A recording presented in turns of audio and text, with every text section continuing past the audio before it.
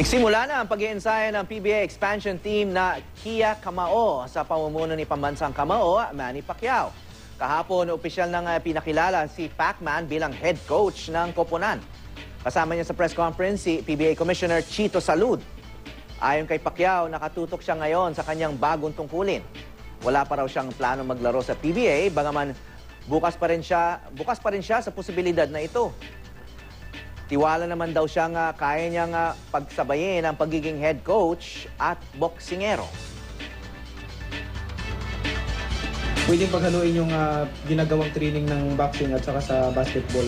Basta ang focus ngayon ay sa head coach kung paano ko makakabuo ng magaling na team.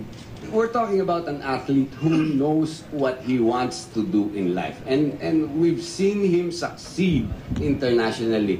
Let's give him some slack and let him focus muna on his being a coach.